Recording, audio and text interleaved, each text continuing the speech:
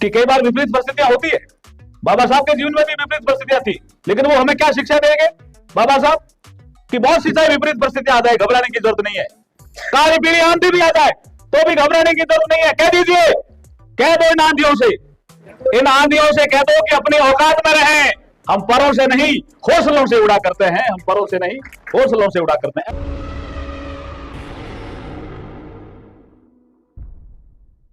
International schedule caste and schedule tribe research and development confederation द्वारा आयोजित ये कार्यक्रम, जिसको डॉक्टर साहब ने नाम दिया उड़ान, माता रमाबाई अंबेडकर इंटरनेशनल अवार्ड 2025, इसमें आप सब सम्मिलित हुए, मुझे भी आमंत्रित किया। इसके लिए मैं आप सबको बहुत बहुत बधाई शुभकामनाएं देता हूं। अवसर भी बहुत शानदार है, अंतर्राष्ट्रीय महिला दिवस का अवसर है और प्रोग्राम भी हमारे माताजी रमाबाई के नाम पे हो रहा है। इसलिए मैं एक नारा लगाऊंगा, बाबा साहब अंबेडकर आप कहना अमर रहे, अमर रहे। और दूसरा नारा माता रमाबाई, उसके लिए भी आप कहना अमर रहे, अमर रहे। लगाओगे क्या? बाबा साहब अंबेडकर, बाबा साहब अंबेडकर, माता रमाबाई, माता रमाबाई। बहुत बहुत धन्यवाद। मंच पर उपस्थित हमारे लोकसभा में साथी रहे आदरणीय किरीट भाई सोलंकी, जो इस उड़ान के चेयरमैन हैं, और हमारी श्रीमती अंजू बाला, जो अभी अभी मोटिवेशनल स्पीकर की तरह आपको उसको समझा के गई थी। अच्छा समझा के गई ना अंजू बाला? तो ताली बजा दीजिए अंतर्राष्ट्रीय महिला दिवस पर उनके नाम पे। भूतपूर्व सांसद भी है, पूर्व सदस्य राष्ट्रीय अनुसूचित जाति आयोग की भी है, और अभी जब आनंद राज अंबेडकर जी कह रहे थे कि आप बहुत अच्छा बोलते हैं, तो मैंने उनको कहा सी इज ए मोटिवेशनल स्पीकर। आपको भी लगा होगा ना? तो और दोबारा ताली बजा दीजिए, महिला दिवस है ना। मंच पर बाबा साहब अंबेडकर के पौत्र श्री आनंद राज अंबेडकर जी, हमारे डीआर शेखर साहब, एडिशनल सेक्रेटरी पार्लियामेंट में, हमारे मनोज जी, हमारे जानवती जी, सुशील कमल जी, अरुण जी, अन्य मंचस्थ गणमान्य अतिथिगण, मातृशक्ति, मीडिया पर्सन और प्यारे भाइयों और बहनों, देखिए मैं पुणे अंतर्राष्ट्रीय महिला दिवस की हार्दिक शुभकामनाएं देता हूं। एक वाक्य मुझे हो सकता है कि आनंद राज जी करेक्ट करेंगे, मुझे यहाँ बैठे बैठे याद आया। 1916 में बाबा साहब अंबेडकर पहली बार लंदन स्कूल ऑफ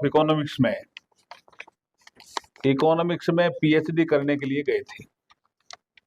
वर्ष था 1916 और प्रथम विश्व युद्ध शुरू हो गया था। उसके बाद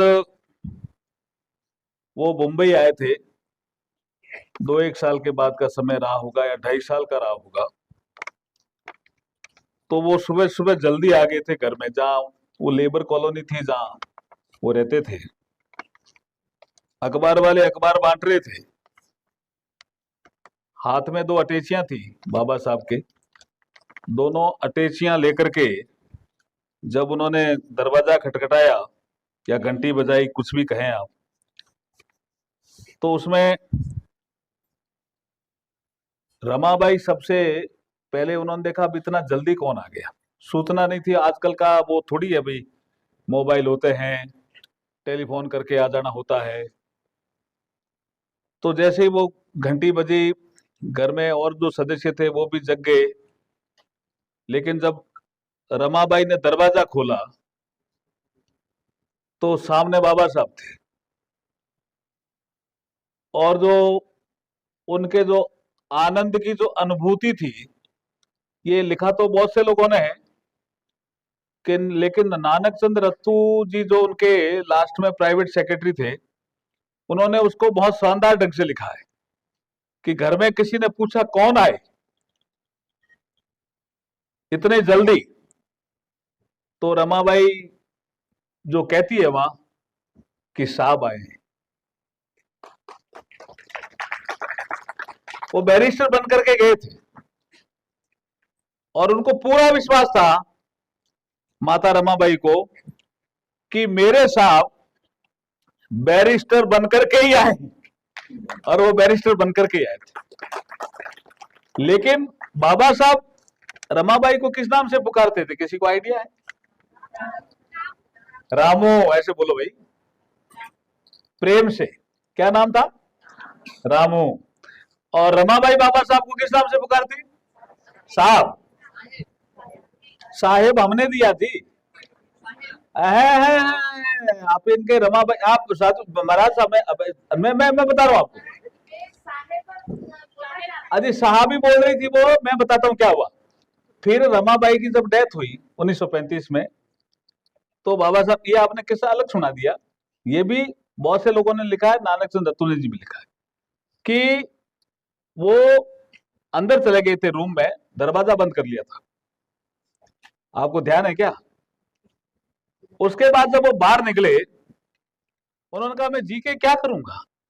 कितना प्रेम रहा होगा जी रमाबाई से। जब उन्होंने भौतिक संसार छोड़ा रमाबाई ने, तो बाबा साहब को पीड़ा, और कई प्रकरण आए होंगे, पीड़ा रही होगी उनको, लेकिन रमाबाई के जाने के बाद जो बाबा साहब को पीड़ा हुई थी उसकी कोई सीमा नहीं थी। इसलिए उन्होंने बंद करके चिंतन किया, दरवाजा बंद किया, कई घंटे तक दरवाजा खोला नहीं। लोगों ने समझा क्या होगा। ये सब नानक चंद रत्तू की किताब में है, जिसे मैं बोल रहा हूं। लेकिन जब बाहर निकले तो एक ऐसी, जैसे आपने ड्रेस पहन रखी है, रंग अलग है, वो उन्होंने सफेद रंग का इसी तरह का चोगा पहन करके बाहर निकले थे, हाथ में डंडा था। तब लोगों ने कहा ये तो बाबा साहेब हो गए। ये जो बाबा साहेब नाम पड़ा ना, वो रमाबाई की डेथ के बाद ही पड़ा है। बाबा साहब ऐसे मराठी में टाइटल है, लेकिन हमारे लोगों ने ही नाम दिया बाबा साहब को। और कौन देने वाला था जी? हमारे लोगों ने नाम दिया कि हमारे बाबा साहब है, लेकिन रमाबाई साहब ही बोल रही थी, ध्यान रखो। और वो रामू, दोनों में बहुत प्रेम था। तो आज मैं किरीट भाई सोलंकी जी को बहुत बधाई देता हूं कि प्रोग्राम तो हम बहुत करने जाते हैं, लेकिन माता रमाबाई के नाम से तो ये इतना शानदार प्रोग्राम किरीट भाई आप ही कर रहे हो, उसके लिए आपको बधाई, बहुत बहुत शुभकामनाएं। और बहुत शानदार व्यक्तित्व के धनी है किरीट भाई, हम लोकसभा में साथ साथ रहे हैं, बहुत सी चीजें इनके जीवन की है। तो 26 अलीपुर रोड जो बाबा साहब का स्मारक बना हुआ है, हमने इनको लोकसभा में बोलते हुए देखा है। हमने सब्जेक्ट इनसे भी लिया, मैंने कहा ये हम भी बोल सकते हैं क्या। ये बार बार बोलते थे कि जहां अंतिम सांस ली बाबा साहब ने, 26 अलीपुर रोड, वहां पर बाबा साहब के नाम पे बड़ा स्मारक बनना चाहिए। आपको याद है किरीट भाई? कई बार लोकसभा में बोले। फिर हम कभी कभी एसोसिएट करते थे, मैं भी पहली बार का एमपी था, ये भी पहली बार के एमपी थे, लेकिन बाद में हमने इस सब्जेक्ट को उठाया तो पता चला बहुत से लोग इसे जुड़े हुए भी हैं। राम विलास पासवान जी से जुड़े, ये गज भैये करके, गज भैये अपने मध्य प्रदेश वाले, इंद्रेश गज भैये, उनसे भी इस संबंध में चर्चा हुई, थावरचंद जी से भी चर्चा हुई। अंत में जाकर के 2014 में जब प्रधानमंत्री नरेंद्र मोदी जी बने, हालांकि ये ऐसा अटल जी के समय ये शुरू हुआ था कि ठीक है 5 करोड़ रुपए देते हैं, सत्यनारायण जी जटिया मंत्री थे, लेकिन वो थोड़ा बड़ा। उसके बाद मनमोहन सिंह जी आए, उस समय कुछ भी नहीं हुआ, 10 साल ऐसे ही निकल गए। लेकिन 2014 में किसको? हाँ, वो तो लेकिन सत्यनारायण जटिया जी के समय दिया। हाँ, लेकिन मैं मनमोहन सिंह जी के कालखंड में वो आगे बढ़ा नहीं, आगे बढ़ा नहीं। लेकिन उसके बाद क्या हुआ? उसके बाद थावरचंद जी, हम, रामविलास जी, किरीट भाई भी थे, सब लोग हम गए कि ये राजघाट की तरह इसका विकास होना चाहिए, एक सब्जेक्ट लेकर के गए थे, आपको ध्यान हो तो। और उस समय फिर प्रधानमंत्री मोदी जी ने कहा कि भाई आप तैयार करो, क्या इसका डिटेल प्रोजेक्ट लेके आओ। तब हम लेके गए, तो 100 करोड़ की लागत से जो आज 26 अलीपुर रोड पे जो स्मारक बना हुआ है, उसमें किरीट भाई सोलंकी जी का भी बड़ा योगदान है। मैं इसलिए मैं उनको आभार प्रकट करना चाहता हूँ। जहां हम बैठे हैं यहाँ 15 जनपद पे, मैं हाउस कमेटी का चेयरमैन था। ये मेरे पास आए कि ये डॉक्टर अंबेडकर फाउंडेशन जो है ये गली में है। आपने देखा होगा, गली में ही था। क्यों स्वामी जी, गली में ही था।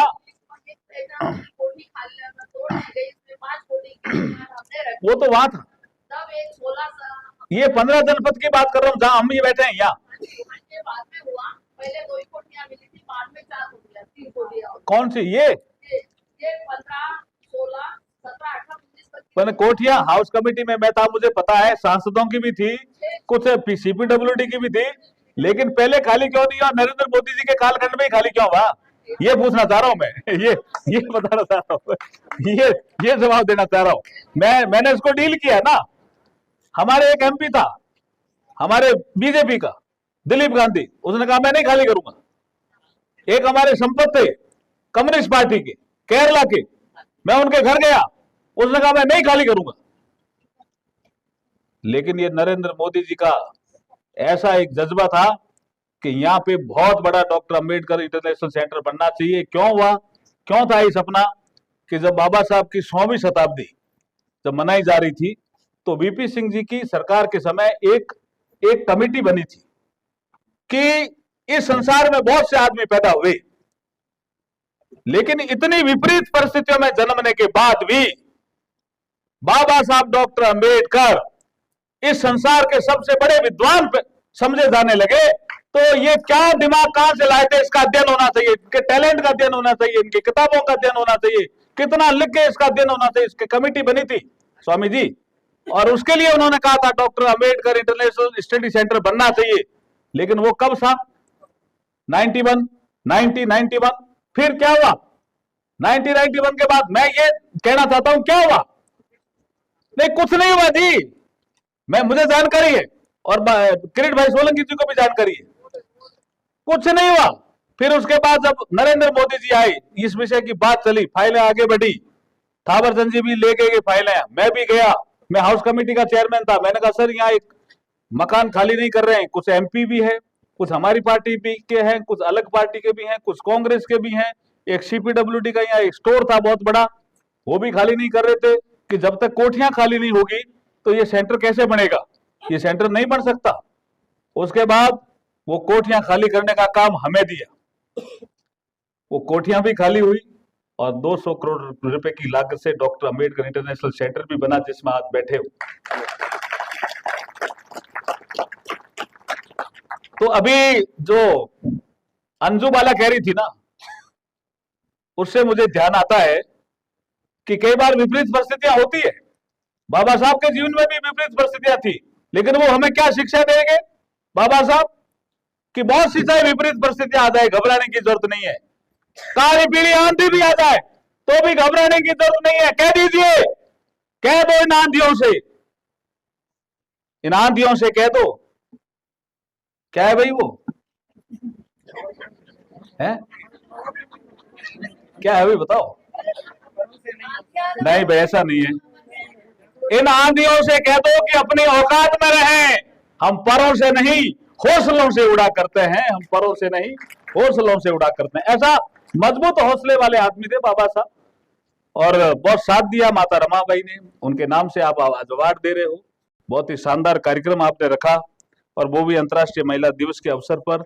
मैं कुछ विषय जो मेरे ध्यान में लाए, मुझे महाबोधि बुद्ध विहार का विषय ध्यान में लाए हैं, ये विषय ध्यान में है मेरे, आनंद राज जी। हाँ, आप थोड़ा मुझे समय दें तो अपन थोड़ा बैठ के चर्चा भी कर लेंगे, आप थोड़ा लिख के भी देंगे। जो भी हम निर्णय करेंगे बाबा साहब के विचारों के अनुरूप और देश हित में ही निर्णय करेंगे, मैं ये आपको कहना चाहता हूँ। इसलिए आज का कार्यक्रम भी बहुत शानदार, और आप जब अवार्ड जिनको मिलने वाला है उनके लिए भी पुनः आपको सबको बधाई। मैंने किरीट भाई सोलंकी जी को कहा था कि मैं 15-20 मिनट के लिए ही आ सकता हूं, क्योंकि सुबह कार्यक्रम था, राष्ट्रपति जी उस कार्यक्रम में आई थी महिला बाल विकास विभाग के द्वारा, वहाँ विज्ञान भवन में। और अभी एक अधिवक्ता परिषद का कार्यक्रम है छतरपुर में, तो वो बार बार मुझे फोन कर रहे हैं, वो भी महिलाओं का ही कार्यक्रम है। उसके बाद एक पंडित मदन मोहन मालवीय जी के मिशन का एक कार्यक्रम है, वो भी महिलाओं का ही कार्यक्रम है। तो इसलिए मुझे आज महिला दिवस पे कई कार्यक्रम में सम्मिलित होने का अवसर मिलेगा। लेकिन आज जो ये माता रमाबाई के नाम से जो आप कार्यक्रम कर रहे हो, मैं पुनः कहता हूं कि ये मेरे ख्याल में किरीट भाई सोलंकी जैसे व्यक्ति की सोच ही संभव हो सकता है, अन्यथा ऐसा इतना बड़ा कार्यक्रम आज के दिन संभव नहीं हो सकता। मैं पूरी टीम को, उड़ान की टीम को बहुत बहुत बधाई देता हुआ फिर एक नारा लगाऊंगा, बाबा साहब अम्बेडकर, बाबा साहब अम्बेडकर, जय भीम, जय भारत।